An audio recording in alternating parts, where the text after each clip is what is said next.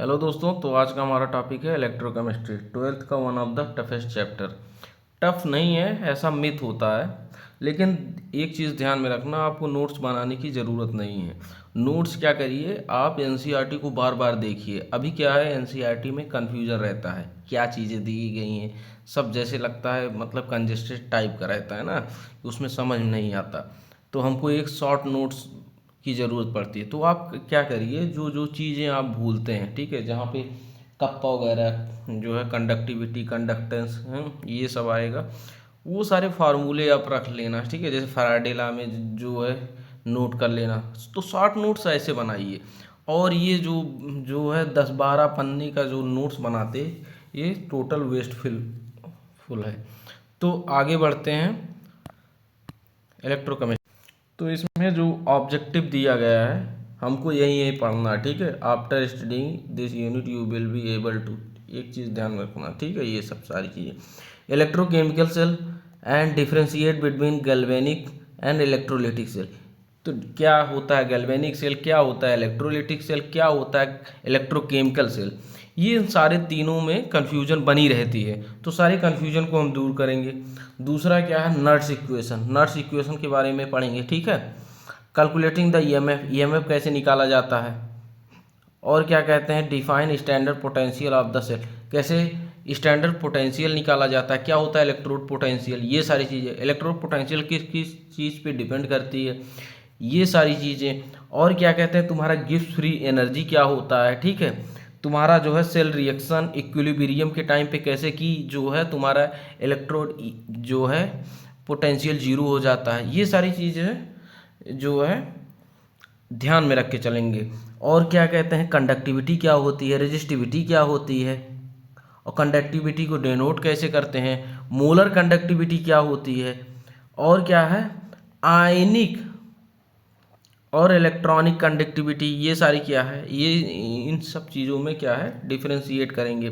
Describe the method for measurement of conductivity, कैसे हम conductivity का मेजरमेंट करते हैं, ये सारी चीज़ें, ठीक है। मोलर कंडक्टिविटी, उनमें क्या रिलेशंस हैं, क्या यूनिट होता है, ये सारी चीज़ें। ये जैसे साइमन सेंटीमीटर इनवर्स, ठीक है, साइमन मीटर इनवर्स, कहाँ क्या लेना है, ये सारी कन्फ्यूज़न को दूर करते हुए चलेंगे। क्या है, नहीं तो क्वेश्चन सॉल्व नहीं होगा नीट में।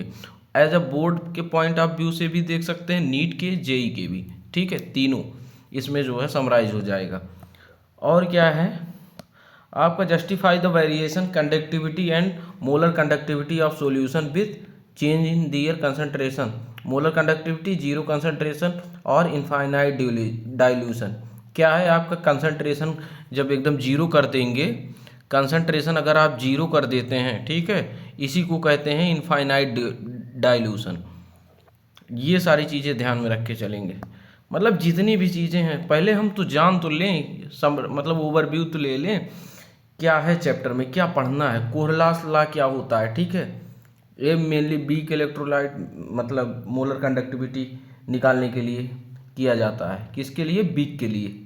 कुछ कुछ पॉइंट ऐसे ओवरव्यू रख के चलिए, बस वीक के लिए होता है क्या, कोहरलास लॉ। और जो है quantitative aspect of electrolysis, quantitative मतलब कितना बन रहा है एनोड पे, कितना कैथोड पे, ये सारी चीज़ें क्वांटिटेटिव। क्वालिटेटिव, क्वांटिटेटिव, दो तीन चीज़ें होती है।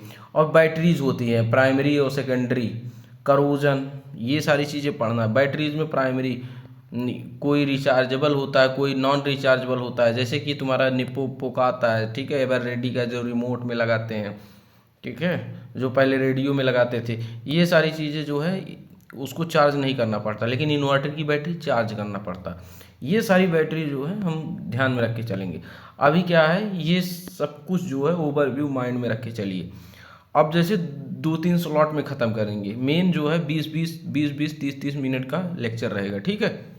अब ध्यान, मेन मेन पॉइंट ध्यान में रख के चलना। अब क्या है तुम्हारा इलेक्ट्रोकेमिकल सेल क्या होता है, जैसे तुम्हारा केमिकल एनर्जी, ठीक है, केमिकल एनर्जी को तुम्हारे इलेक्ट्रिकल एनर्जी में कन्वर्ट करता है, इसको बोलते हैं इलेक्ट्रोकेमिकल सेल, इसको बोलते हैं इलेक्ट्रोकेमिकल सेल, केमिकल एनर्जी को इलेक्ट्रिकल एनर्जी में, ठीक है। ऐसे ध्यान में रखना, बाकी एनसीईआरटी में दिया गया है। एनसीईआरटी के ऊपर इसे लिख लीजिए।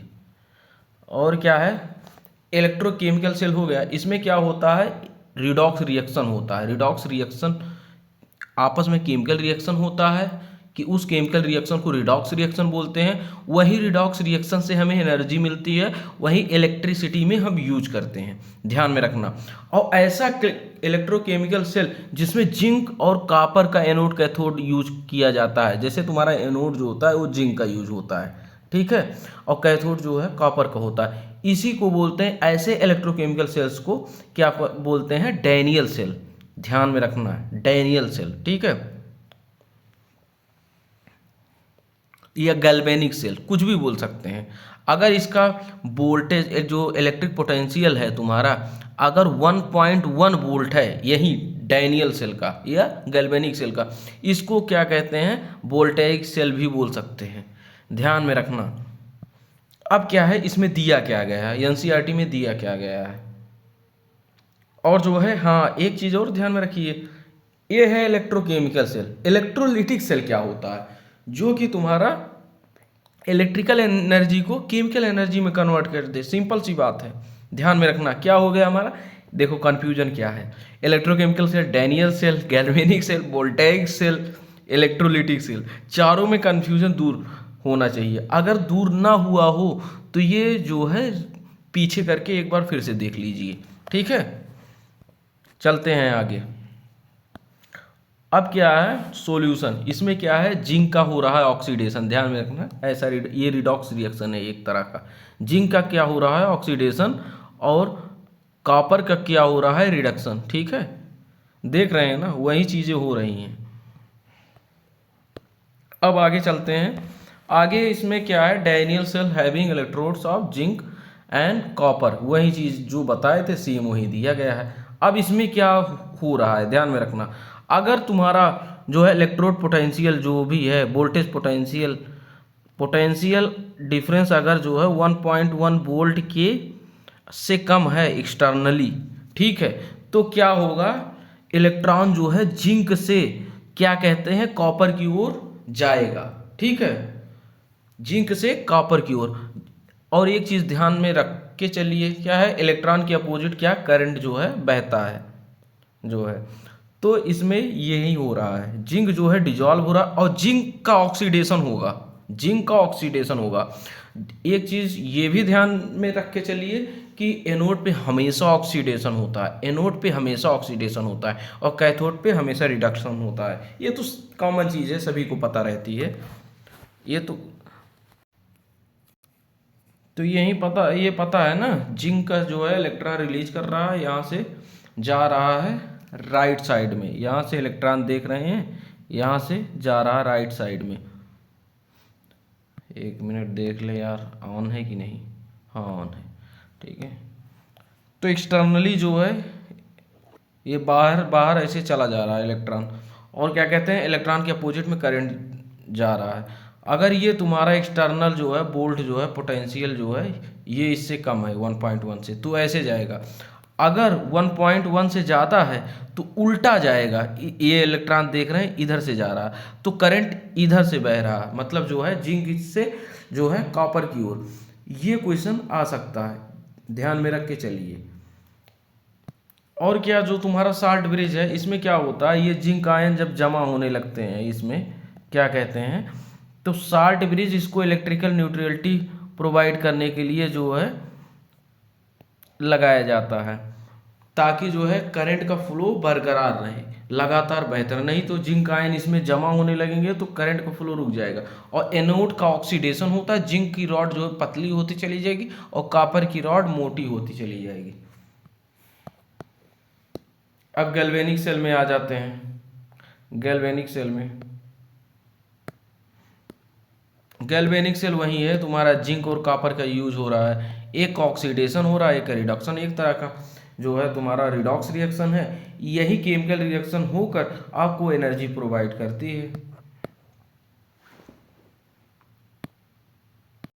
इलेक्ट्रोड पोटेंशियल क्या होता है, जो तुम्हारा जो है एनोड कैथोड होता है और उसके इलेक्ट्रोलाइट के बीच में जो पोटेंशियल डिफरेंस होता है उसी को बोलते हैं इलेक्ट्रोड पोटेंशियल। इसमें क्या है, E cell right minus left, E cell right minus left. Right मतलब जो है तुम्हारा कैथोड, कैथोड, और लेफ्ट मतलब एनोड, ठीक है। इसमें क्या बोल रहा है, reduction potential of cathode minus reduction potential of anode, यही फॉर्मूला है। इसको आप ऐसे भी कर सकते हैं, जो है oxidation half, oxidation half, oxidation potential plus reduction potential, आप समझ जाएंगे। तो वही चीज़ें हैं।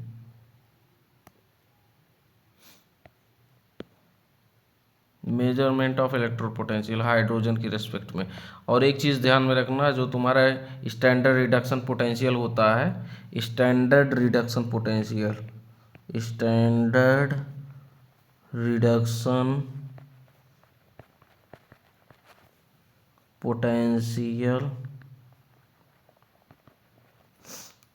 ऑफ हाइड्रोजन क्या होता है, 0 स्टैंडर्ड। और ऑक्सीडेशन पोटेंशियल क्या होता है और रिडक्शन पोटेंशियल क्या होता है। Oxidation potential, oxidation potential hydrogen के क्या होता है, वो होता है 0.059 इंटू pH।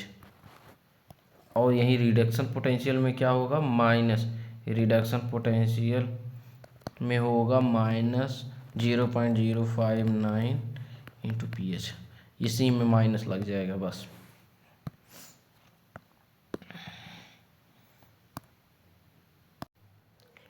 तो थैंक यू। इसके बाद नेक्स्ट टॉपिक हमारा जो है नर्स इक्वेशन पे होगा, ठीक है। Okay bye.